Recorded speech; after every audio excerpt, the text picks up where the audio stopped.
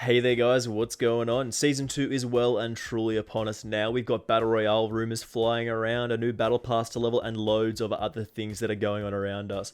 It is definitely an exciting time to be playing Call of Duty for sure. So in today's video, we're going to be talking about leveling up that battle pass as quickly as possible. It can certainly take a while in this game. They don't really mess around with this thing. You're going to be looking at about a tier level every 2 to 3 games or so. So that depends on how you perform as well. But if you do want to unlock those higher tiers or even just unlock the new weapons in the past, like the Grau 556 and the Striker 45, you might need a little bit of help. Just some pretty simple things that you can do in game that'll help you level up that battle pass very quickly. I think the weapon unlocks are about 15 and 31, so it does take a little bit of grinding to get there, and we want to make it as easy as it can be. Before we do talk about our tips here, let's try and get this video to 6 likes. The support has been absolutely amazing with the start of Season 2. These videos and the new content are doing very, very well, so I do appreciate all of you guys coming out to watch them. So make sure you hit that subscribe button with the notifications turned on so you don't miss any more of my videos. Alright, let's jump into our tips on how to level up the Season 2 Battle Pass faster. Firstly, this is going to sound very simple, but it is. Chuck a bit of cash around. If you're looking to get those early tiers out of the way very quickly and you've got a spare $30, you can spend that $30 on the Battle Pass bundle. You get a fair bit of content for that $30, you get various emblems, skins, and weapon variants. You'll also unlock the Grau 556, which is a pretty neat assault rifle from my testing. I'll have a video out on it with the best class set up for it soon. It might be a little bit pricey for some of you, and that's okay, there's no shame there. There are plenty of other ways to get that battle pass up, so don't worry about having to spend money if you don't want to. So this is something that I've suggested before, but you got to do those trials. If you've never done a trial before, they're basically little missions that take about 1 to 3 minutes. You basically just complete the task, beat the allotted time, or get the right score.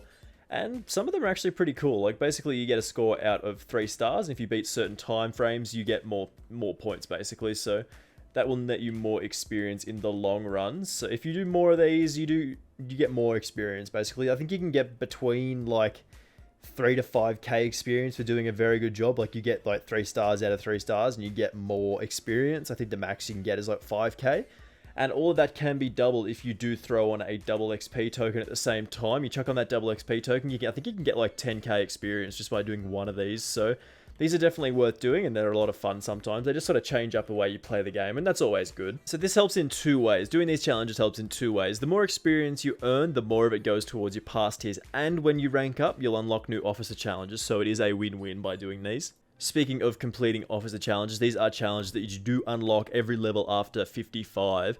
They can be as simple as get 20 kills with an assault rifle, or as complex as get 4 uninterrupted quad feeds. These each reward a different amount of experience based on how hard they are. Like you can rack up some pretty good experience from this, like this one here. Get 35 kills with a weapon with 3 attachments and you get 1500 experience for doing it. It's pretty simple, some of them. Plus the more you do, the more you unlock. So this system really does feed on itself. Once you start the XP train rolling, it really doesn't stop. Like you complete trials with a double XP token, meaning you unlock more officer challenges, you do those challenges, rank up, get more challenges, and so on. These are really great little tasks that can freshen up your experience. You can even complete some of them without like meaning to, so do keep an eye out for these. You do got to play those longer game modes. Like I had a game of Demolition the other day that went for 20 minutes, no lie. I don't know how it went for 20 minutes, but the recording I have of it is 20 minutes long. I think pretty much everyone in the game had more than 30 kills. So the longer you stay in a game, the more experience you get. This does apply to stuff like Ground War 2, they do take quite a long time. Just by staying in and playing longer game modes is a great way to rack up loads of experience. Plus, you might drop like 50 plus kills, which is always cool. This next point ties into the last one, but play game modes that give you more points. Like, if you're in game modes that naturally award more points for playing, you'll earn more experience. Very, very simple. Like, you do earn more points in Kill Confirmed than you do in Team Deathmatch, so it does make sense that you should play game modes that offer more points, like Kill Confirmed, Hardpoint, Domination. Like, all these game modes offer loads and loads of experience if you are playing the objective. But in saying that, you do actually have to play the objective. Like, either that or you got to rack up like 80 kills in a dom game, but don't be that guy. No one likes a guy dropping 80 kills and losing in a domination game. This next point applies to a point I made earlier about officer challenges. You got to complete these weapon variant challenges. Similar to officer challenges, you select which weapon variant you'd like to go after. So for example, we want the Silver Star submachine gun. Basically, you complete a list of six objectives in this one to get 100 kills with sniper rifles in any co-op operation. So they basically give you similar sort of challenges to do. Like you do challenges and then you unlock more challenges, and then once you've completed all the set, you unlock a specific weapon variant. It's a very, very cool way to get things done and unlock some cool stuff in this game that not a lot of people would have if they're not completing their challenges. Plus, it does give you a new way to play the game, so it can help keep it interesting while you're sort of farming for those higher tier levels. If you're a bit slack like me, make sure you keep an eye out for double XP weekends. You got to make the most of them. That's where you'll rank up super quickly. Like, they've recently been doing double tier XP towards the end of the season, so we might even see one of those mid-season maybe, and that'll sort of give everyone a bit of a boost. It would definitely expect a double XP tier weekend at some point towards the end of the season. Like, that's what they did in the start of season, or sorry, the end of season 1. But they might run them more frequently than that. So do make sure you keep an eye out. They do advertise them on Twitter and other places to let people know that they're going to happen. It comes up in the patch notes sometimes, like the notes in-game, that'll tell you that it's a double XP weekend. This also applies to our last point, but they also offer discounted tiers at the end of the season. So if you're still struggling towards the end of the season and want to throw a bit more money around, you'll pick up those tiers for a bit cheaper if you do wait until sort of the end of the season.